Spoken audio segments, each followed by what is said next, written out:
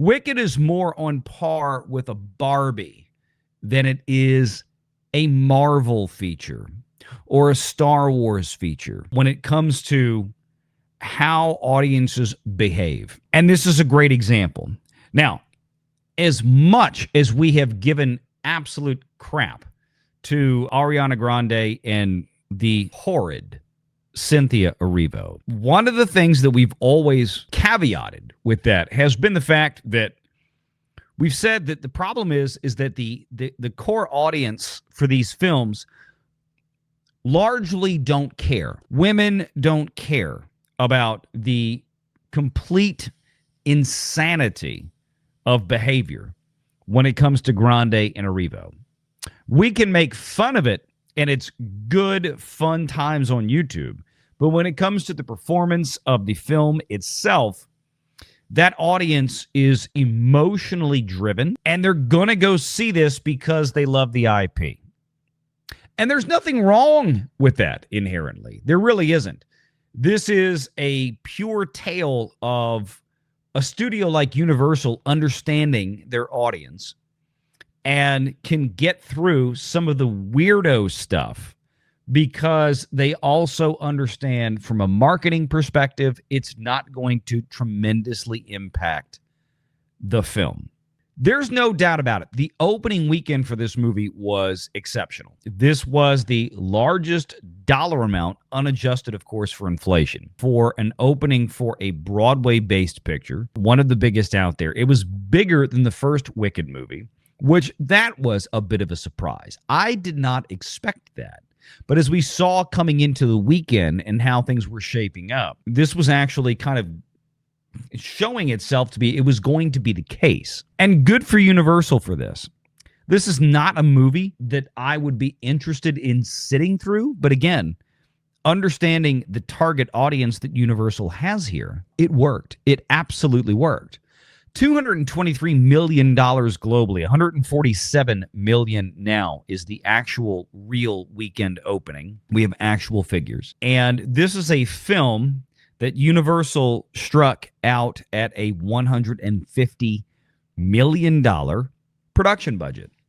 So I've seen numbers that are higher out there. Again, depending on where the numbers sources their data, I've seen numbers up in the 180s, which I believe a little bit more than the 150.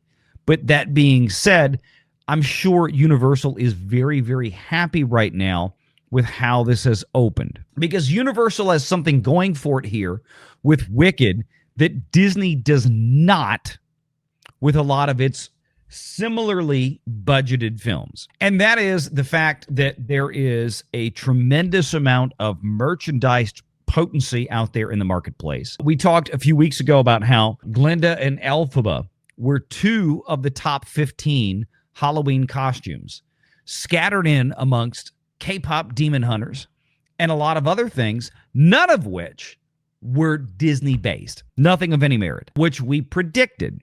And we said, you know, apart from K-pop demon hunters, Wicked has quite frankly taken out the female audience prowess and power of the Walt Disney Company, something that the Walt Disney Company can ill afford. I don't want to show people some comparative metrics here, as we always love to do. Box office history for Wicked movies. The first Wicked movie came out last year.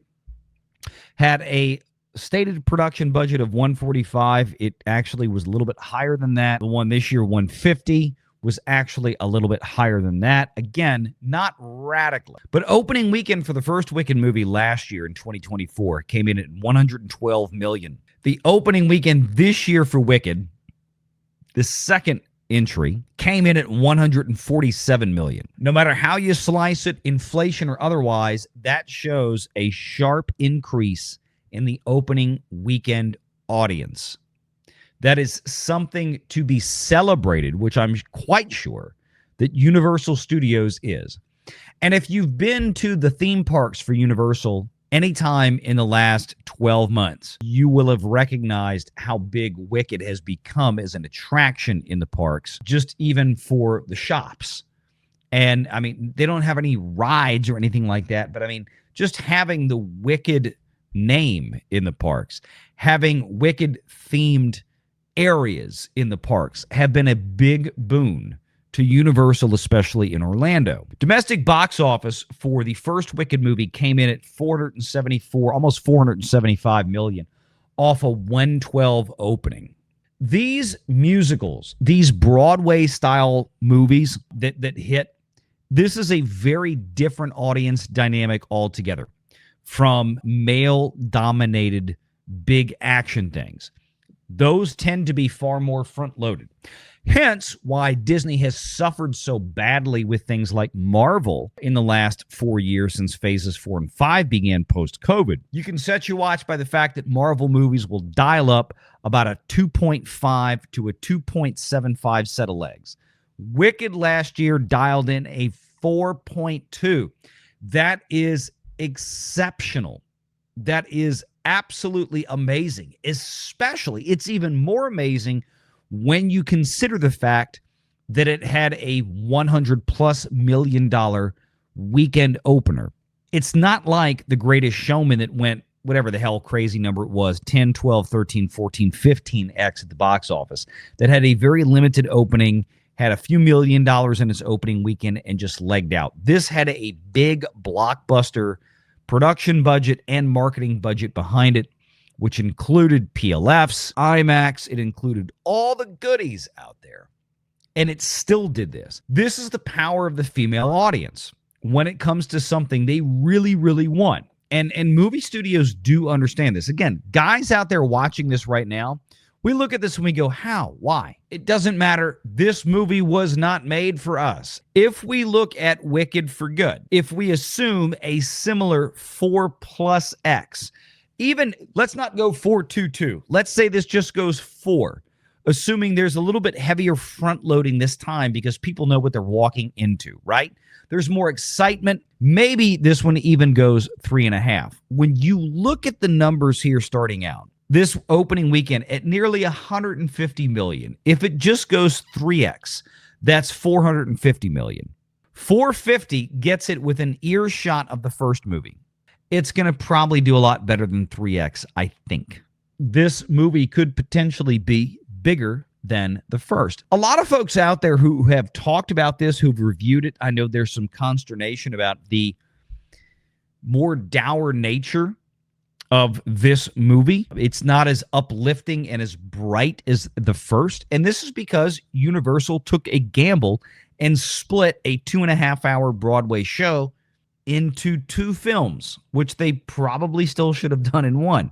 But that being said, it worked for them.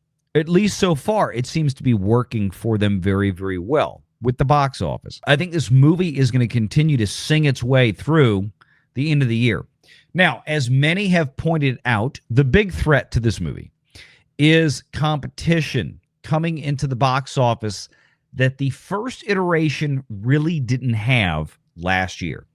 And there is a point to be made. Zootopia 2 is coming out next weekend. It's going to consume PLFs by and large because Disney doesn't go to bat without having those secured. Make sure you're subscribed to Valiant Renegade and join us every Sunday at 6 p.m. Eastern for the live show.